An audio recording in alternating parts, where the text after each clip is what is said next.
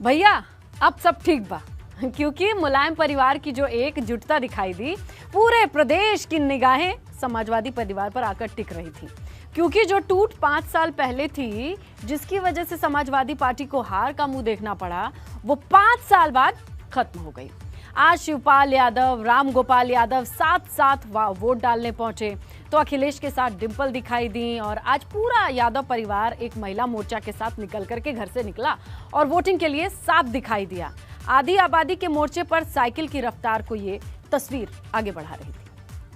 मुलायम सिंह यादव सैफई में wheel chair पर vote डालने पहुंचे, तो इटावा में यादव लैंड की सबसे बड़ी तस्वीर उस वक्त देखने को मिली जब शिवपाल यादव और राम गोपाल यादव एक साथ मतदान करने पहुंचे। इस तस्वीर ने समाजवादी परिवार में बची हुई सभी दरारों को एक तरह से खत्म कर दी। ये तस्वीर मुलायम परिवार की एकजुटता की गवाही दे रही थी, क्योंकि 5 साल पहले प्रदेश की जनता ने दोनों भाइयों के बीच लड़ाई का वो एपिसोड देखा था जिसने पूरे समाजवादी कुनबे को दो फाड़ में कर दिया था। ऐसे में शिवपाल यादव और राम गोपाल यादव के साथ आने से पूरी तस्वीर ही बदल गई।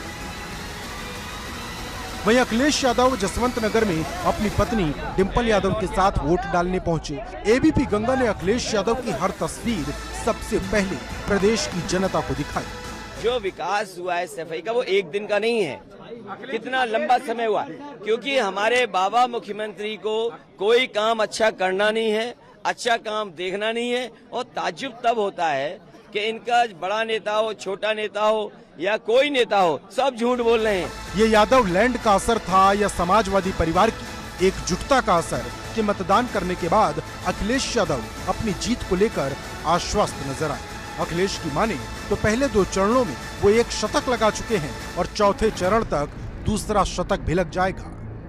तक चौथा राउंड होगा, दूसरी सेंचुरी लग जाएगी और आखिरी तक जब भारत चुनाव जाएगा, आजमगढ़, गाजीपुर, बलिया, बनारस, सोनभद्र, मिर्जापुर, भदोही, उस समय आप देख लेना भारतीय जनता पार्टी के बूथों पर मक्खी मारने वाला नहीं मिलेगा।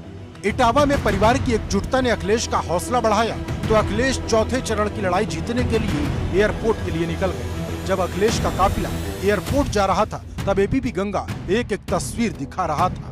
अखिलेश यादव के ऊपर न केवल तीसरे चरण के बल्कि 7वें चरण तक वो राष्ट्रीय अध्यक्ष हैं, इसलिए सभी 403 सीटों को जिताने की जिम्मेदारी है। केवल करहल की जिम्मेदारी नहीं, जसवंत नगर की नहीं, सैफई की बूथ को जिताने की जिम्मेदारी नहीं, अखिलेश यादव पर जिम्मेदारी बड़ी है। ये अपनी पार्टी के मोदी हैं, ये अपनी पार्टी के अमित शाह हैं, ये अपनी पार्टी के जेपी नड्डा हैं, ये अपनी पार्टी के योगी आदित्यनाथ हैं, ये अपनी पार्टी के स्वतंत्र देव सिंह हैं, ये अपनी पार्टी के सुनील बंसल हैं। देखिए, मैं इतने नाम इसलिए ले रहा हूं कि इनके खिलाफ चुनाव लड़ रही भारतीय जनता पार्टी जो सत्ता में है, उसके पास कई तरकस में तीर हैं। जहां अखिलेश चौथे चरण की लड़ाई लड़ रहे थे, वहीं यादव परिवार की महिलाएं आधी आबादी को साधकर साइकिल की रफ्तार को तेज कर रही थी। इस महिला मोर्चे की कमान खुद डिंपल यादव ने अपने हाथ में ले रखी थी। जनता में जुनून है, जनता ऐसी सरकार को हटाना चाहती है जिसने पिछले 5 सालों में जनता को कुछ नहीं दिया है, और जो युवाओं के अरमान थे, जो उनकी आशाएं थी, उन सबको ख़त्म करने का एक तरीके से काम किया है। तो मैं समझती हूँ जनता तैयार है एक नई सरकार लाने के लिए। लेकिन इस बार मुलायम परिवार की दूसरी महिलाएं भी नजर आई। लालू प्रसाद यादव की बेटी और मैनपुरी के पूर्व सांसद तेज प्रताप यादव की पत्नी राजलक्ष्मी भी वोट करने पहुंची। उनके साथ उनकी सास और उनकी जेठानी अभिलाषा भी नजर आई। ये है कि हमें बस अखिलेश भैया को वापस लेकर आना है और तानाशाही जो सरकार चल रही है उसको हटाना है। ये राजलक्ष्मी यादव हैं, ये बताएंगी, ये लालू यादव की छोटी बेटी हैं, तेज प्रताप जी की पत्नी हैं। बताइए, राजनीतिक परिवार से हैं। हाँ है। मतदान का विषय क्या रहा? बहुत ही बढ़िया, और समाजवादी पार्टी सरकार बनाने वाली है।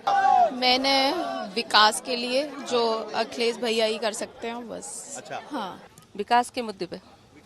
हाँ, सपा को लाना है बस। बहुत अंतर है, मतलब कहीं बीजेपी तो डबल डिजिट में ही चली जाएगी।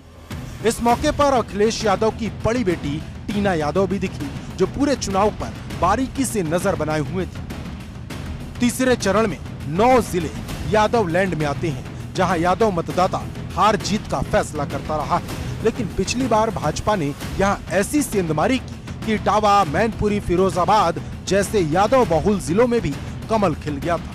ये समाजवादी परिवार में फूट का ही असर था, क्योंकि पूरा परिवार अलग थलग पड़ा था। लेकिन इस बार पूरा परिवार मजबूती के साथ एकजुट नजर आ रहा है। लेकिन क्या इस एकजुटता का असर जमीन पर होगा? क्या 2012 में जो करिश्मा सपा ने इन सीटों पर किया था वो 2022 में भी होगा? ऐसे तमाम सवाल हैं जिनका जवाब 10 मार्च को ही पता चलेगा। एबीपी गंगा के लिए इटावा से वीरेश पांडे की एक्सक्लूसिव रिपोर्ट।